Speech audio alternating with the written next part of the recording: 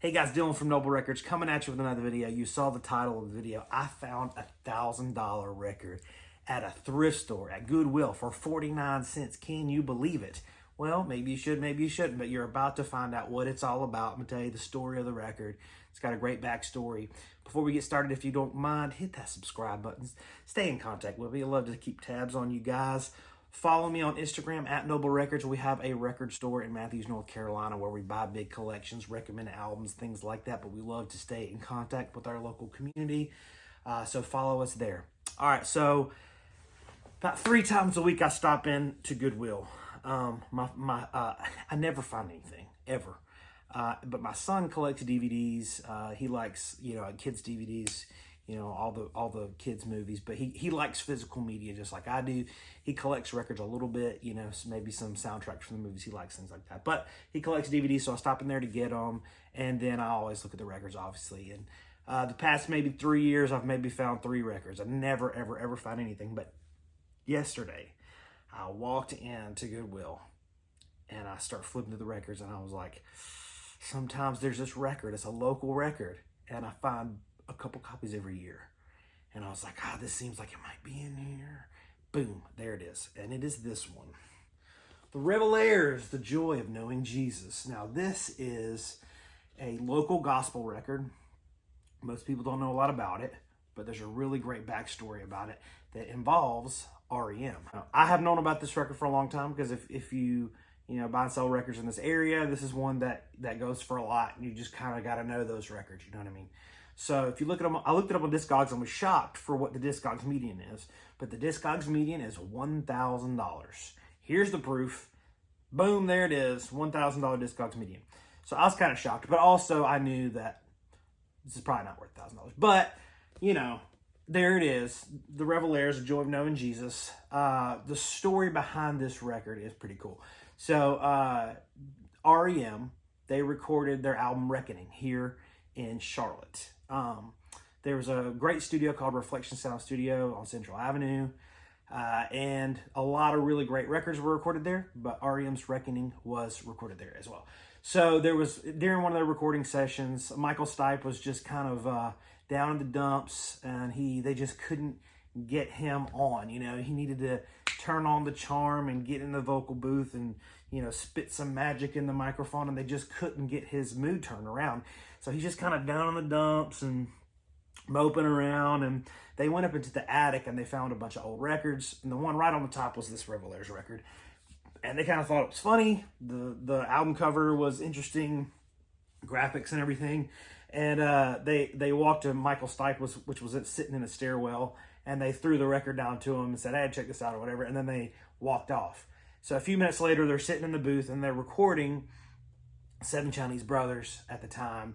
And so they are sitting there and they're kind of playing it back. And then all of a sudden, Michael Stipe jumps in the booth and his mood is turned around. He's feeling it. And he starts singing 7 Chinese Brothers, but not the right lyrics. The lyrics that he was singing was the back cover of this. So he was looking at this record and he was reading off the back cover, and he's one of those lead singers that can read a phone book and make it sound good when he's singing, So he reads every word of this, the words on the back cover of this Revelaires record. And that becomes the lyrics to The Voice of Harold. So Voice of Harold is kind of it's a B-side. So they released The Voice of Harold, which is the music of 7 Chinese Brothers, but the words for the back of this record, and if you're an REM fan, you know all about it. It's in so they released it as the B-side of South Central Rain, and then they released it on the compilation Dead Letter Office, which was kind of like a bunch of oddities and B-sides and things like that. So it kind of became a staple in REM folklore. And a lot of times, I think used to, there was kind of like mystery behind, like, what the heck is this gospel, themed track, but it came out in an interview like 2009 or 10, came out in an interview where they said this is where it came from. And so this has been one of those records that it's kind of a rare gospel record, but it doesn't come around very often. So, like I said, I find a couple every year because I buy I buy around 1,000 records a week on average. So a couple of times a year, it comes in the shop, it comes in collection or whatever. You know, we get a bunch of cheesy gospel records type thing. It comes around. So I've had them in the past. And let me tell you, I've never sold one for $1,000. The last one I had, I think I put it for $250 and it sat on the wall for 3-4 months. I ended up having to sell it online. So, but the way that the Discogs median goes, if you listen to this record and you're an REM fan, it doesn't sound like REM. It's not one of those gospel records that really, it sounds like it goes for a lot, you know what I mean? But just to kind of explain the numbers a little bit, a sealed one went for $1,000 a few months ago. And then before that one went for $275. And then before that one went for $1,100. So the numbers were all over the place, but that's just on Discogs. You know, I looked up on PopPsych, which PopPsych is a website that kind of goes by, it gives you really good raw data of past eBay auctions. So the first copy that ever sold on eBay was in 2015. And then between 2015 and now, they've sold from anywhere from $75 to $500 is the top number on that's ever sold on eBay. So it's one of those things that, you know, who's going to pay $1,000 for a record that they probably don't really like the music for it, just for the cover. And some, like, you know, crazy, enthusiastic REM fans may.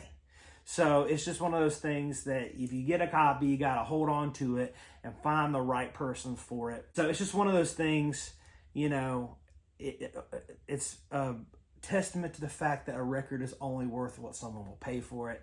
If you get a copy of this record, $1,000 will be hard to pull out of it. Now, here's a second M. Night Shyamalan twist ending, is that as soon as I picked it up, I knew that this was not a $1,000 record because there was no disc inside. I hate when that happens. I obviously frantically looked everywhere, looked through every record that they had, looked at every disc in every record that they had, and I even asked them if I could look around in the back. They said no. They always say no, but they said no, and I asked them, I said, can you please just peek and see if there's a stack of just discs back there? And they said there's not. And so I said, well, dang it. I'll just buy the cover. So anyways, the cover is what a lot of people want anyways. But this is just one of those cool things. It'll be a good excuse for me to frame it and put it. I'll frame it and put it in my shop. It's kind of a local legend, so it'd be cool to be framed and put it in the shop. Worth a 49-cent investment anyways. But I wanted to tell the story. Thought you guys would enjoy that. If you liked it, hit me with a comment. Hit that like button, the subscribe button. Follow me on the socials. But appreciate you guys taking the time to watch this video. Hope you guys enjoyed it. Let me know. I will see you guys next time.